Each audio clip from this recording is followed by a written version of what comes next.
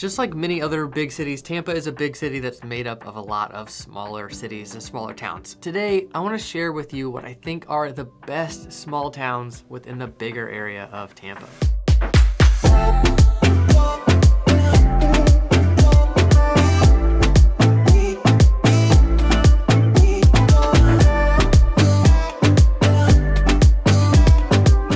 I'm Sam and this is the Living in Tampa channel, and we make these videos for you about what it's like to live and move to Tampa. But more than making these videos for you, more than providing this content, we want to be your real estate choice. So give us a call, text, or email anytime. We'd love to help you buy or sell real estate in the Tampa area. Give us a call. So Tampa is big, close to like 4 million people when you look at like the greater Tampa area. I love that that's GTA, because that's also greater Toronto area and then also Grand Theft Auto. That's pretty funny to me. But it's big. It's really like 4 counties. So Hillsborough County, Pinellas County, Pasco County, and Hernando County. You could lump in some others, but then we're just changing definitions. So the Tampa, St. Petersburg, Clearwater, MSA, Metropolitan Statistical Area, is that area. And MSAs are mostly used for like TV advertising and stuff like that. So maybe not that useful of a metric, but it gives us something to base reality on. So let's talk about those counties a little bit. First, you have Hillsborough County. Hillsborough County is the main county, over 1 million people, and it's where you have the city. You have the downtown, you have big commercial industrial areas, you have a lot of water, you have a lot of old downtown kind of charming town like in South Tampa, and then you have some suburbs around it. You have the more entry-level suburbs on the east side where you have nice houses out there. It's not like the whole area out there is entry-level, but there are a lot more entry-level houses. Then you have the west suburbs, which are like Westchase, Carrollwood, Citrus Park, those areas that are nicer. Then you have the north suburbs. As you go north in Tampa, you go into New Tampa, which is still part of Tampa proper, but very suburban feel. And then kind of up along that area, Lutz, Cheval, these kind of nicer communities. Then you have one of my favorite areas, which is a little more rural in the middle of that county, which is the Keystone area. Keystone actually has Odessa addresses, which is annoying and confusing, but dream area for sure. Big lots on the lakes, cool area. Then you have Pinellas County. So Pinellas County, this county would mostly be defined by the beaches. Some of the best beaches in the country are over in this county, but this is not just like quaint little beach towns. It's actually the most densely populated county in the whole state. 1 million people in this little county, and it's pretty congested. Now there's still like pretty open neighborhoods and suburbs and stuff like that, but overall you feel the congestion.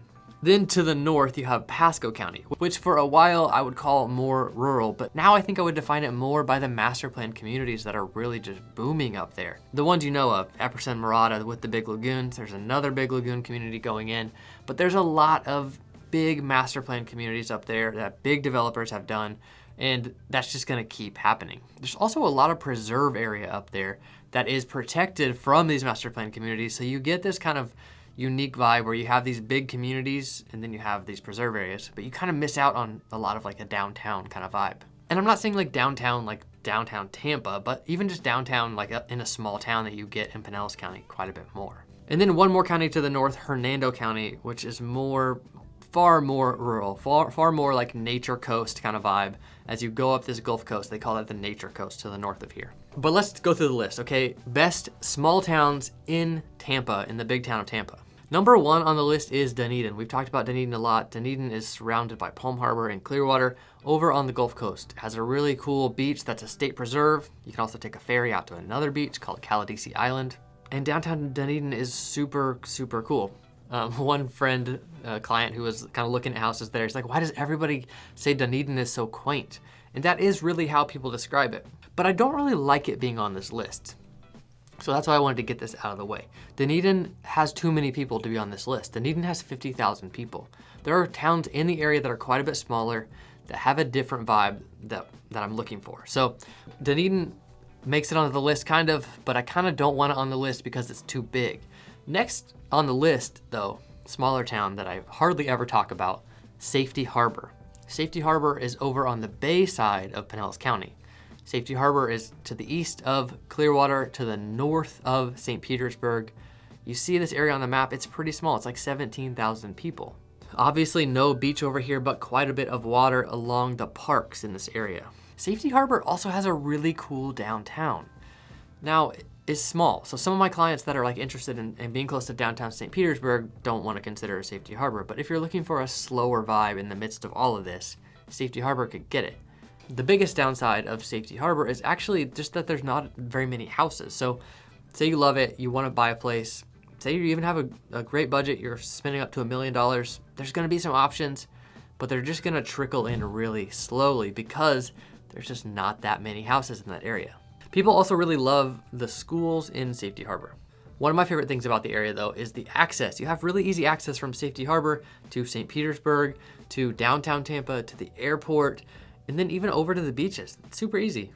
Okay, next on the list is Tarpon Springs. I've talked a lot about Tarpon Springs because that's where I live for now. Actually under contract on another house, another video about that. If you missed that video, it's linked up above. But Tarpon Springs is super cool, especially if you're not from there. So my wife is from there, so she has kind of a different vibe with it, right? But a lot of water in town. It used to be called the Venice of the South. I mean, you could still call it that. There's a lot of houses that have access to water that can get them out to the Gulf. Tarpon Springs is about 24,000 people and has just a lot of charming vibes. Really cool downtown that's really involved. It has like the First Fridays kind of festival. Oh yeah, Safety Harbor has that too. All kinds of stuff like that, little festivals that happen. If you missed the video about the things to do in Tarpon Springs that was released last week, that's linked up above as well. Tarpon Springs also has a lot of very cultural element. It's super Greek. As always, if you missed the videos about Tarpon Springs, they're linked up above. But Tarpon has this really strong Greek culture, which is super fun, super charming, and super consistent. I have kind of mixed feelings with it, of course, because it's where I live, also because my in-laws are Greek, so mixed feelings for sure. Tarpon Springs has some good schools and some mediocre schools. So Tarpon Fundamental Elementary School on the south side of Tarpon Springs is really a beloved school. That's part of the magnet system.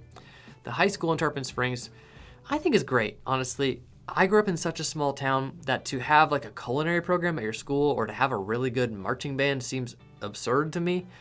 And this Tarpon High has both of those. The major downside about Tarpon Springs is actually its location.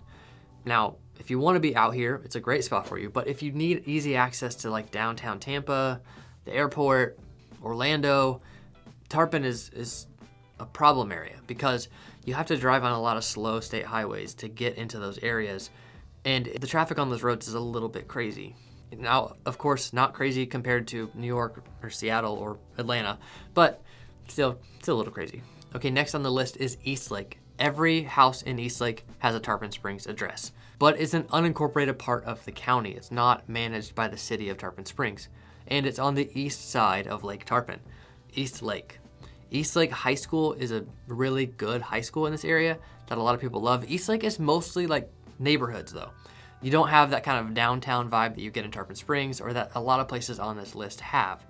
But Eastlake is still a smaller community that easily connects to all these other areas. And if you're wanting more of a master plan community vibe, but you don't want to get way up into Pasco County, a town like Eastlake is really a cool option. There's also a lot of golf course communities in this town. And Eastlake really bleeds into Tarpon Springs and Palm Harbor kind of seamlessly. So even though this area of Eastlake looks like it's its own area, it will have Tarpon Springs addresses and it will easily bleed into the next towns without you noticing. All right, next on the list is Bel Air Bluffs. I was just talking to a new client that wants to buy a house on the water just south of Bel Air Bluffs. The house is actually in Largo, an unincorporated part of Largo. See, all these weird overlaps, it's just how it is out here. You'll get used to it eventually, or I'll help you make sense of it. But Bel Air Bluffs is this cool town along the water. Harbor Bluffs, Bel Air, like all these towns kind of bleed into each other, little towns along the intercoastal. But one of the things that I loved about this house that we were looking at in Largo is that it has easy access to Bel Air Bluffs. Bel Air Bluffs just has the quaint small town vibes that you might want. The way that I view Bel Air is according to the country club. So you have this kind of like old money country club vibe. Some newer houses, but mostly like 50s and 60s houses, closer to the water. And yeah, just that country club vibe. I think you know what I mean. Like people had the country club badge on the front of their car. It's an area where you wouldn't stand out if you were driving like a really nice car, but I still just like the area. Also, Bel Air Beach is a really cool beach. So if you just take the bridge from Bel Air Bluffs out to Bel Air Beach and Bel Air Shores, you have these really cool beach communities. Now, so a lot of those are private beach that have residents access. You can see here on this drone footage, but so there's also easy access to public beaches out there too, and they're awesome beaches. And they're way less popular than like Clearwater Beach or St. Pete Beach. So you have a different feel out there. Okay, and the last place on the list, you're gonna be surprised by this one, Westchase. Now, Westchase is part of Tampa. I actually struggled to put something from Hillsborough County on the list, but I thought of Westchase. So Westchase has about 24,000 people. When you connect to the neighborhoods that connect to it, that kind of feel like it in Citrus Park or in Odessa, it gets bigger. But Westchase proper, the zip code's 33626, has about 24,000 people. Very like urban, suburban vibe, but a very master planned vibe overall. So every community has similar signs. A lot of the communities have this kind of like downtown center, like in West Park Village, where you have shopping that's at the entry to the community. Then you have a park in the middle that has townhouses around it. And then you go past that and you have single family homes. Some of those in little gated enclaves, some of those not. Super cool, interesting vibe. And Westchase gives you some of that with having easy access to Tampa, having pretty easy access to beaches, and having all your staples right there, like Whole Foods and Costco and stuff like that. Trader Joe's is still a little bit out of reach, 25 minutes or so down in South Tampa. So those are some of what I think are the hidden gems in the Tampa area, the best small towns. I haven't done many videos specifically about these areas. Many of you are looking to relocate to the area and you're thinking you want this kind of vibe. And I just wanted to show you, you can find it. And we can help you find it. We would love to hear from you. Please call, text, or email anytime and we can get you going. Thanks for coming by.